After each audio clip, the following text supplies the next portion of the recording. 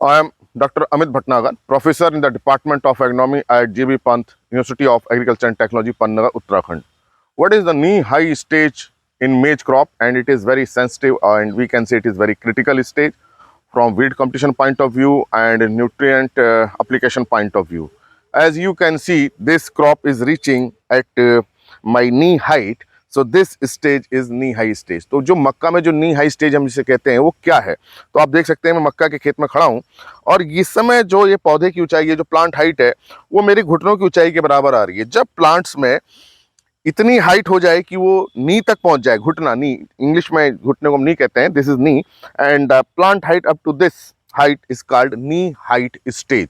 तो इस स्टेज पे जो क्रॉप ग्रोथ होती है, dry matter production is very fast, photosynthesis is very fast and crop takes rapid growth, बहुत तेजी से इसमें ग्रोथ होती है। और एक हफ्ते बाद या 10 दिन बाद हम देखेंगे तो बहुत तेजी से इसमें ग्रोथ हो जाएगी। In early stage during the first 10 days or 15 days growth is slow, but during this stage crop growth is very high. That's why water requirement is very high, nutrient requirement is very high. तो जब ये stage पहुंचती है, इसके बाद crop में बहुत तेजी से ग्रोथ होती है, बहुत तेजी से लीफ निकलती है, बहुत पत्तियां चौड़ी होती हैं, फोटोसिंथेसिस बहुत तेज होती है। इस समय न्यूट्रिएंट रिक्वायरमेंट ज़्यादा होती है, वाटर रिक्वायरमेंट ज़्यादा होती है। तो अब आप देख सकते हैं कि इस स्टेज में करीब 5 से 6 लीफ जो है आ जाती हैं।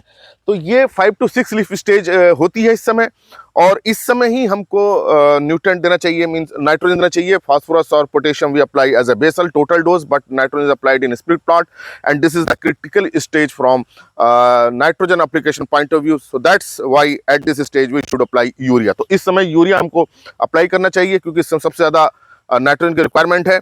एंड इस समय तक हमको वीड्स कंट्रोल करने चाहिए। आप देखेंगे वीड्स को हमने कंट्रोल कर रखा है, हैंड ब्रीडिंग हमने करी है। इसके बाद जो वीड्स निकलेंगे they will not compete with the crop. तो इसके बाद जो वीड्स आएगा उसका क्रॉप पे कोई फर्क नहीं पड़ने वाला, क्योंकि आप देखेंगे कैनोपी इसकी बहुत डेवलप हो जाएगी। जो नीचे से छोटे छोटे वीड्स निकलेंगे, आप देखेंगे जो छोटे छोटे वीड्स हैं, ये प्लांट्स इस क्रॉप के साथ किसी कंपटीशन में नहीं है। वो जरूर रहे, लेकिन वो इसके साथ, इस क्रॉप के साथ, ना तो वो स्पेस के लिए कम्पीट कर रहे हैं, ना वो सनलाइट के लिए कम्पीट कर रहे हैं, ना वो न्यूट्रिएंट के लिए कम्पीट कर रहे हैं। अब इस क्रॉप, मेज क्रॉप की कैनोपी इतनी डेवलप हो जाएगी कि ये वीड सप्रेस हो जाएंगे। तो ये जो स्टेज आती है, it comes about 30 days after sowing, 30 और 35 days आफ्टर सोइंग। ये क्रॉप की इस समय स्टेज अबाउट 35 days है। तो ये 35 दिन की करीब क्रॉप है, 35 डेज की। तो ये नी स्टेज अबाउट 30 और 35 डेज आ जाती है, और इसमें इस समय हमको यूरिया देना चाहिए। मॉइस्चर, अगर रेनफॉल नहीं हो रही है तो हमें इरिगेशन देना चाहिए। हालांकि इसमें मॉइस्चर मेंटेन है, क्योंकि यहाँ रेनफॉल हो रही है रेगुलर, और इस समय अगर यूरिया अप्लाई करते हैं तो बहुत अच्छी इसकी ग्रोथ होती है। तो यही स्टेज बड़ी सेंसिटिव स्टेज है। इसी तरह से हर क्रॉप में अलग अलग स्टेज होती है। तो ये जो भी हमको इंटर कल्टीवेशन करना है, माना हमें इसमें कल्टीवेटर चलाना है या अर्दर चलाना है, इसी स्टेज तक चला देना चाहिए। इस स्टेज का चलाएंगे तो क्या होगा, क्रॉप हाइट ऊपर हो जाएगी। जब ट्रैक्टर चलाएंगे इसके ऊपर से तो ये डैमेज हो जाएगा। तो इसी स्टेज तक हमें अर्थिंग करनी चाहिए। तो अर्थिंग भी इसलिए कब करते हैं, up to 30 to 35 days after sowing. Weeds are controlled by that period. So critical जो पीरियड है कंपटीशन पॉइंट ऑफ व्यू का, अप टू 30 days है। 30 days के बाद जो वीड्स आएंगे उसका क्रॉप पे कोई फर्क नहीं पड़ने वाला।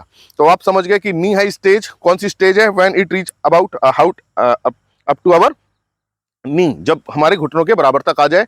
5 to 6 लीफ स्टेज होती है, और अबाउट 30 to 35 डेज होती है। इस समय सबसे ज्यादा ग्रोथ रेट होता है, मतलब dry matter production per day बहुत हाई होता है, फोटोसिंथेसिस डेली बहुत हाई हो रहा है। तो न्यूट्रिएंट रिक्वायरमेंट बहुत ज्यादा है, मॉइस्चर रिक्वायरमेंट बहुत ज्यादा है, और इसके बाद जो वीड्स आएंगे उसका कोई फर्क नहीं पड़ने वाला। तो इसके बाद जो वीड्स आते हैं उस पर कोई हर्बिसाइड मत डालिए। टोटल अपना नुकसान है हर्बिसाइड डालने का, क्योंकि वीड्स कंट्रोल हो भी जाएंगे तो उसका क्रॉप पे कोई फर्क पड़ने वाला नहीं है। तो जो भी वीड कंट्रोल करना है इस स्टेज से पहले करना है। तो ये आपको समझ में आ गया हो कितनी इंपॉर्टेंट स्टेज है। अब इसके बाद जो ग्रोथ होगी बहुत फास्ट होगी। हम देखेंगे 10-15 दिन बाद ही प्लांट हाइट बहुत तेजी से बढ़ जाएगी।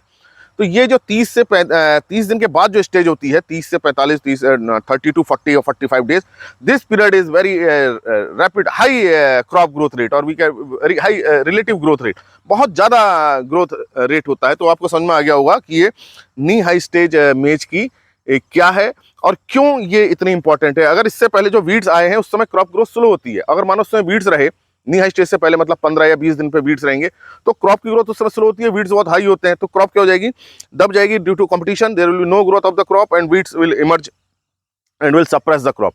But up to this period, if weeds are controlled, as in that case of in this field, जैसे हमने इस field में किया है, if weeds are controlled, then crop flourish very well and definitely yield will be very high. तो ये नी high stage है, ये इसकी इंपॉर्टेंस है. तो इस स्टेज पे हमको नाइट्रोजन देनी चाहिए through urea. We should maintain the moisture. अगर रेनफॉल नहीं हो रही तो इरिगेशन देना चाहिए.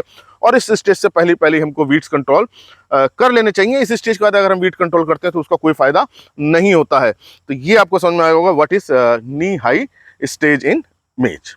Thank you very much.